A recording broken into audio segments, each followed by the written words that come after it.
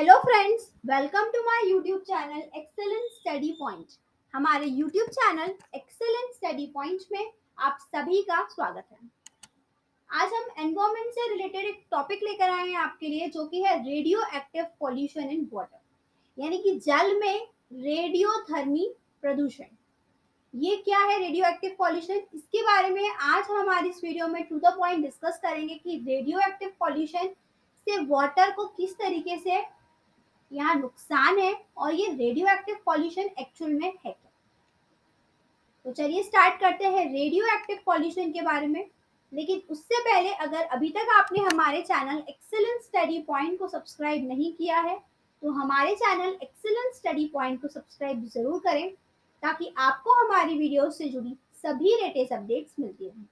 अगर आप ऐसे ही किसी एजुकेशनल या फिर इंफॉर्मेटिव टॉपिक पर वीडियो देखना चाहते हैं तो हमें कमेंट बॉक्स में कमेंट कर जरूर बताएं। Radioactivity is the phenomena of spontaneous emission of particles or waves for an unstable nuclei of some elements. There are three types of radioactive emission: alpha, beta and gamma. अगर हम radio activity की बात करें तो radio activity एक ऐसा spontaneous phenomena से कह सकते हैं, इमिशन ऑफ पार्टिकल्स है ये, जो कि वेव्स या फिर किसी भी अनस्टेबल न्यूक्लियर या फिर एलिमेंट के जरिए आता है। ये तीन तरह का होता है। रेडियो एक्टिव इमिशन जो होता है ये तीन तरह का होता है: alpha, beta and gamma. Alpha particles are positively charge helium atoms. जो अल्फा पार्टिकल्स होते हैं वो पॉजिटिवली चार्ज्ड होते हैं, जैसे कि helium atoms. Beta particles negatively charged होते हैं, जैसे कि इलेक्ट्रॉन्स हैं। और गामा रेज जो होती हैं ये न्यूट्रल होती हैं, जिसे हम इलेक्ट्रोमैग्नेटिक रेडिएशन भी कहते हैं। इलेक्ट्रोमैग्नेटिक रेडिएशन में कोई चार्ज नहीं होता, ना तो ये पॉजिटिवली चार्ज होती है ना ये नेगेटिवली चार्ज होती है, ये न्यूट्रल होती है। Radioactive elements are naturally found in the earth crust. अब ये जो रेडियो एक्टिव एलिमेंट्स होते हैं ये कहाँ पाए जाते हैं, कहाँ से मिलते हैं हमें? तो एक्चुअल में ये अर्थ क्रस्ट से मिलते हैं, यानी कि जो हमारी धरती का नीचे वाला पार्ट होता है वहां पर ये एलिमेंट्स पाए जाते हैं। Uranium, thorium, actinium are three norms naturally occurring radioactive material. ये यूरेनियम, थोरियम, एक्टिनियम जो है ये थ्री नॉर्म्स कहे जाते हैं, यानी कि naturally occurring radioactive materials हैं, series that contaminate water resource.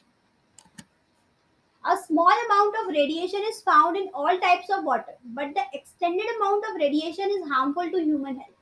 यानी कि जो ये रेडिएशंस होती हैं ये पानी में कुछ मात्रा में पाई जाती है, तब तक तो ठीक है, लेकिन जैसे ही इनकी मात्रा यानी कि जो अमाउंट है रेडिएशन का जब वो बढ़ने लगता है तो ये ह्यूमन हेल्थ के लिए बहुत ज़्यादा हार्मफुल हो सकता है। Radioactivity in drinking water can be determined by a gross alpha test. अब पानी में रेडियो एक्टिविटी प्रेजेंट है या नहीं, यानी कि वो सारे एलिमेंट्स प्रेजेंट हैं कि नहीं, ये कैसे हम मेजर कर सकते हैं? तो ये अल्फा टेस्ट के द्वारा हम डिटरमाइन कर सकते हैं। Radio activity is measured in becquerel SI unit or in curie. The unit sievert measures the quantity of radiation absorbed by human tissue. अब ये जो रेडियो एक्टिविटी है इसकी जो SI यूनिट है ये क्या होती है? जैसे हम अगर हम बात करें मिल्क के मेजरमेंट तो हम उसे लीटर में मेजर करते हैं।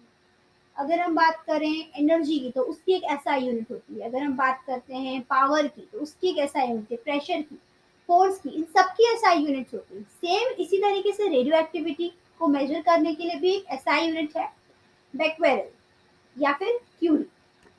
और यहाँ पर जो सिवर्ट है, सिवर्ट क्या मेजर करती है? ये मेजर करती है कि ह्यूमन टिश्यूज में कितनी क्वांटिटी में रेडिएशन पाया गया है।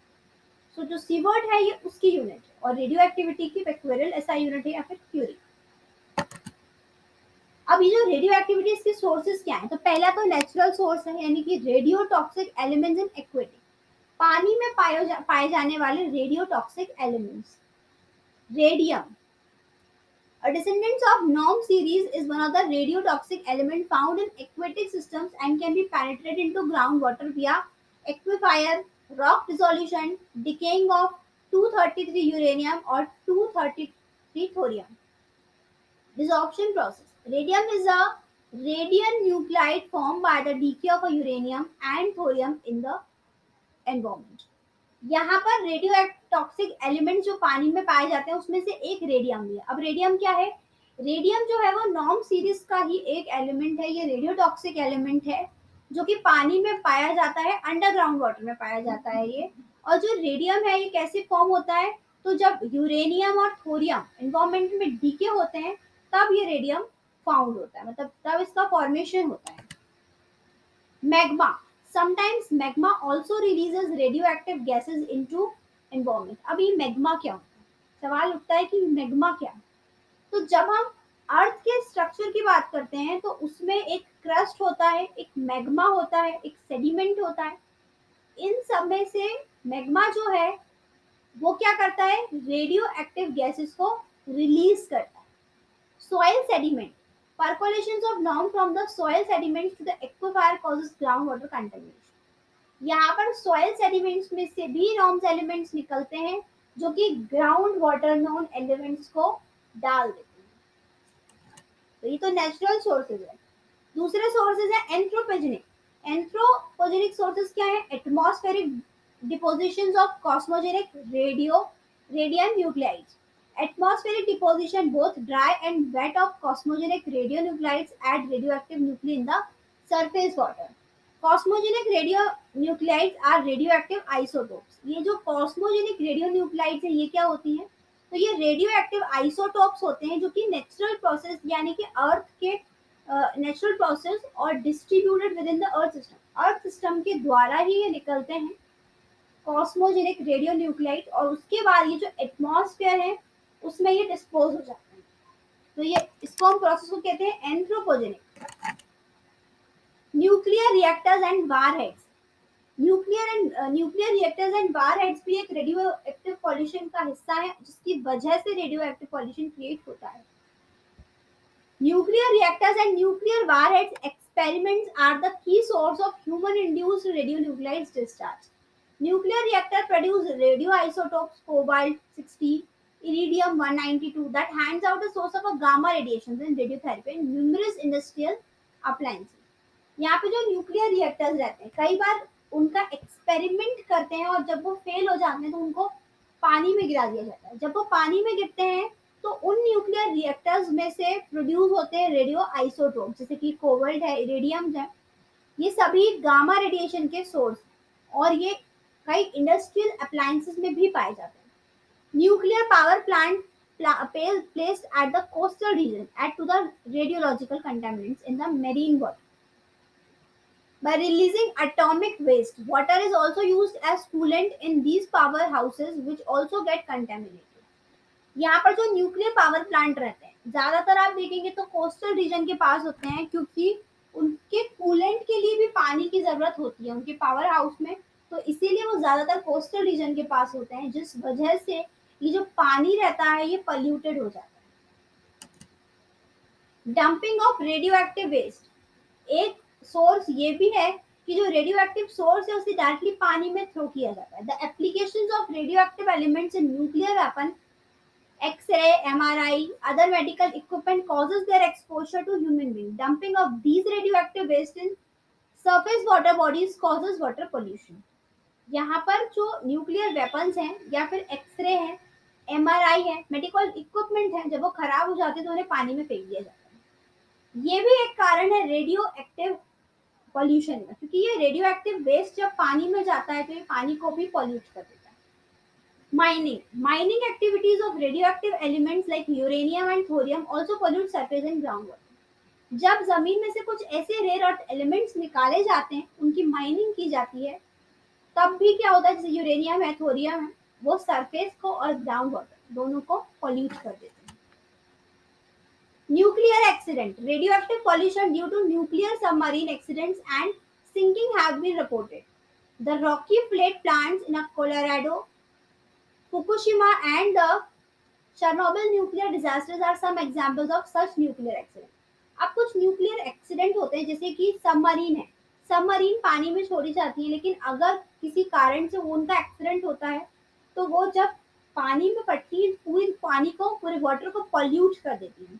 तो यहाँ पर एक रेडियो एक्टिव पॉल्यूशन का ही सबसे बड़ा कारण है जैसे कि रॉकी फ्लैट प्लांट जो कोलोराडो में हुआ था। वो एक बहुत बड़ा ये एग्जाम्पल है न्यूक्लियर डिजास्टर, कैसे हम न्यूक्लियर डिजास्टर कहते हैं। Health impact radiation syndrome, human tissue absorb radiation through polluted water and food stuff which can cause serious health risk.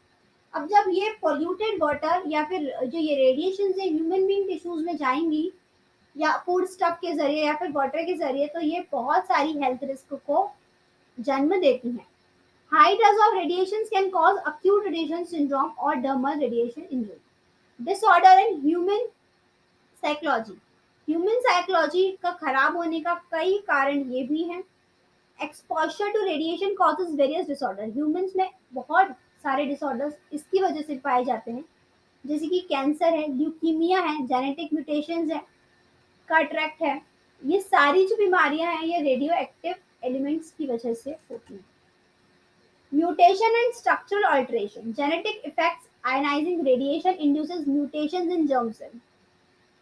यहाँ पर जो जेनेटिक इफेक्ट्स हैं उस पर भी काफी ज्यादा इफेक्ट पड़ता है ये रेडियो एक्टिव एलिमेंट्स का, जैसे कि प्रीमेच्योर डेथ हो जाती है या सेवरल मेंटल प्रॉब्लम्स होती हैं, मेंटल डिसऑर्डर होते हैं लोगों को। तो वो उसका सबसे बड़ा कारण यही है कि जो रेडियो एक्टिव रेडिएशन है या फिर रेडियो एक्टिव एलिमेंट्स हैं वो किसी न किसी तरह अगर ह्यूमन टिश्यू में एंटर करते हैं तो इस तरह की बीमारियां होती हैं, क्योंकि ये बहुत ही ज्यादा खतरनाक होते हैं ये रेडियो एक्टिव एलिमेंट्स। यहाँ पर ये रेडियो एक्टिव पॉल्यूशन कैसे होता है और ये पानी में किस तरीके से जाता है, क्या सोर्सेज है जिस वजह से ये रेडियो एक्टिव एलिमेंट्स या रेडियो एक्टिव रेडिएशन पानी में सबसे ज्यादा मात्रा में पाई जाती है, उनके बारे में हमने आज यहाँ पर डिस्कस किया था। आई थिंक इससे रिलेटेड आपको कोई भी डाउट नहीं होगा। आज के लिए बस इतना ही। अगर आज आपने इस वीडियो से कुछ ना कुछ नया जरूर सीखा हो तो इस वीडियो को लाइक करना ना भूलें और सब्सक्राइब करें हमारे YouTube channel excellence study point. और किसी और टॉपिक पर भी अगर आप वीडियो देखना चाहते हैं तो हमें कमेंट बॉक्स में कमेंट कर जरूर बताएं।